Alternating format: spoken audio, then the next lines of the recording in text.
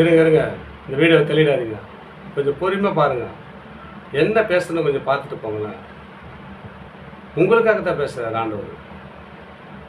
என்ன பேச போகிறாரு? இந்த 7 மாதமாக நடத்தி வந்தார் இல்லையா? உன் வாழ்க்கையில் தடமாற்றம் இருக்கலாம், குழப்பமாக இருக்கலாம், எந்த வழியிலும் ஆசீர்வாதம் இல்லாத இருக்கலாம். ஆண்டவர் இந்த 2026 தொடங்கி 7 மாதமாக நடத்தி வந்த தேவன் இந்த 8ஆம் மாதத்தில் உனக்கு ஆசீர்வாதம் கட்டளையிட போகிறேன்னு உன்னோட கூட பேசுகிறாருங்க. இந்த பேசுகிற வார்த்தை என்னன்னு கேட்டுட்டு போங்களேன். அப்போ தாங்க உங்களுக்கு என்னன்னு புரியும்.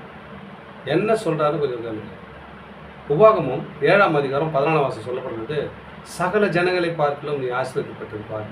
ஒடுக்கப்பட்ட நிலைமையில் இருக்கிறியா? ஆசீர்வாதமே இல்லையா? எல்லாரும் கூட இருக்கிறாங்க. என் கிடக்குலாம் நல்லா ஆசீர்வாதமாக, என் வாழ்க்கையில் நானும் ஆலயத்துக்கு போகிறேன், ஜெபிக்கிறேன், வசனத்தை கேட்குறேன், வீடியோ பார்க்குறேன், என் வாழ்க்கையில் ஆசீர்வாதமே இல்லைன்னு நினைக்கிறியா? இந்த 7ஆம் மாதம் கடந்து போச்சு, இந்த 8ஆம் மாதத்தினால ஆசீர்வாதம் கிடைக்குமா நினைக்கிறியா? நிச்சயமாக கர்த்தர் உங்களை ஆசீர்வதிப்பாருங்க. ஏன்னு சொன்னால் சகல ஜனங்கள் பார்க்கணும். சகல ஜனங்களை யாரை சொல்கிறேன்னா, உங்களை கூட எத்தனை பேர் பழகி இருப்பாங்க, எத்தனை பேர் வேலை ஸ்தலத்தில் இருக்கிறோம், போகிற இடத்துல வர இடங்கள் எல்லா இடத்துலையும் உங்கள்கிட்ட பழகிடலாம். எவ்வளோ ஜனங்கள் இருக்கிறாங்க உலகத்தில்.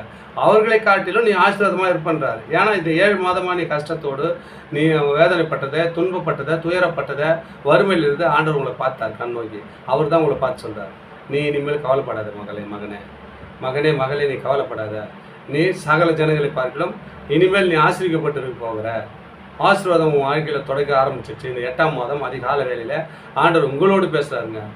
எத்தனை காரியத்தில் தடை, எவ்வளோ பிரச்சனை, எவ்வளோ போராட்டம் இந்த 7 மாதமாக கடந்து வந்தீங்க இல்லையா?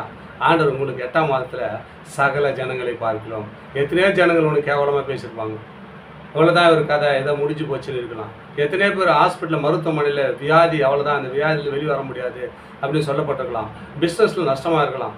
ஆனால் எல்லா காலத்தில் எங்கெங்கெல்லாம் அவங்க சொன்னாங்களோ, எவ்வளோ ஜனங்கள் உங்களை பார்த்து கேவலமாக பேசியிருக்கலாம். ஆனால் ஆண்டவர் நீங்கள் தான் சொல்கிறேன்னா, சகல ஜனங்களை பார்க்கிறோம். யாரெல்லாம் உன்னை ஏக்கலமாக பேசினாலும் அவங்களுக்கு மத்தியில் பார்க்கலாம். நீ ஆசீர்வாதமாக இருக்கப்பட்ட மகனே மகளே, உங்களை பார்த்தாங்க அந்த 8ஆம் மாதம் அதிகால வேளையில் வாக்குத்தத்தமான வார்த்தை கொடுக்குறார். அது மாத்திரம் இல்லைங்க, மலட்டு தன்மை, ஆசீர்வாதக்கும் இல்லாத தன்மையை ஆண்டவர் கொடுக்க போகிறாராம். அதுக்கு பாருங்க, சகல ஜனங்களை பார்க்கலாம் நீ ஆசீர்வதிக்கப்பட்டிருப்பாய், உங்களுக்குள்ளும் உங்கள் மிருக ஜீவனுக்குள்ளும் ஆணாகிலும் பெண்ணாகிலும் மலடியாக இருந்ததில்லைன்றார்.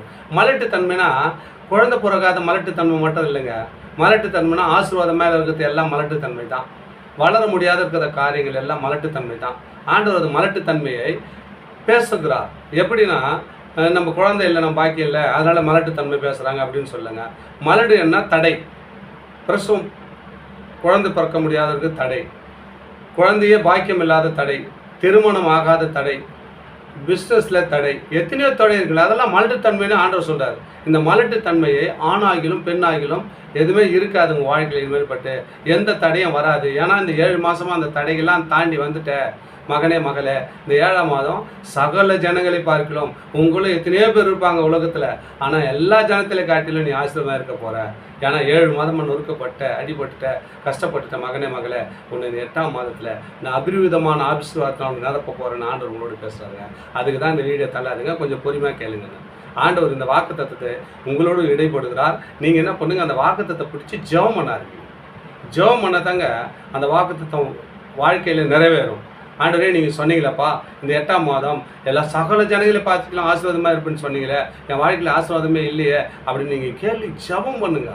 கேட்டு ஜெபம் பண்ணுங்க. நிச்சயமாக உங்கள் வாழ்க்கையில் அற்புதமான அதிசயத்தை காண நீ கர்த்தர் வல்லவராக இருக்கிறார். உங்கள் வாழ்க்கையில் என்னென்ன தோல்வி வந்ததோ அதெல்லாம் ஜெயமாக மாற்ற போகிறார். எதெல்லாம் மலட்டுத்தன்மையாக இருந்ததோ, அது எப்படின்னா ஆசீர்வாதம் இல்லாத இருந்ததோ, இந்த 8ஆம் மாதத்தில் அந்த ஆசீர்வாதத்தை பெற்று அன்போடு வாழ போகிறீங்க.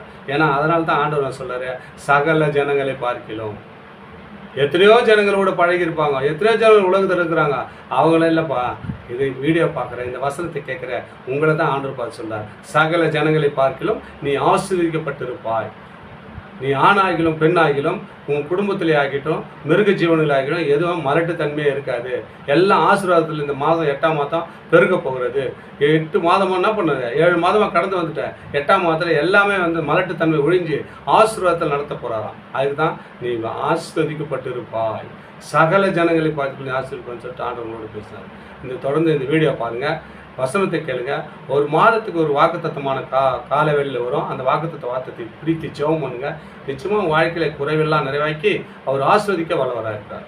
தொடர்ந்து இந்த வீடியோ பாருங்கள், சப்ஸ்கிரைப் பண்ணுங்கள், லைக் பண்ணுங்கள், ஷேர் பண்ணுங்கள். ஆமென். God bless you.